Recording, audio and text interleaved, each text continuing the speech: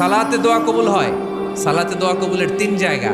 একটা হচ্ছে তাকবীরে তাহরিমার পরে আমরা সানা পড়ি না, আমরা তো একটা পড়ি।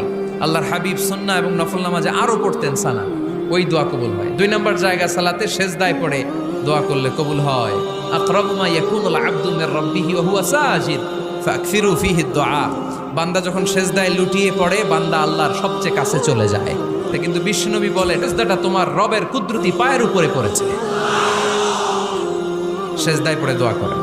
সালাম ফিরানোর আগে বিশ্বনবী দোয়া করতেন, লা ইউসাল্লিমান্না আহাদুকুম হাত্তা ইয়াতাআওয়াযা মিন আরবা'a। আল্লাহর হাবিব বললেন, 4 জিনিস থেকে পানাহ না আছে আমার কোন উম্মত যেন সালাম না ফিরায়। তারা যেন পড়ে, আল্লাহুম্মা ইন্নী আউযু বিকা মিন আযাবিল কবর, আউযু বিকা মিন আযাবি জাহান্নাম, আউযু বিকা মিন ফিতনাতিল মাহইয়া ওয়াল মামাত, আউযু বিকা মিন ফিতনাতিল মাসিহিদ দাজ্জাল। আল্লাহ কবরের আযাব থেকে বাঁচাও, আল্লাহ জাহান্নামের আগুন থেকে বাঁচাও, আল্লাহ জীবন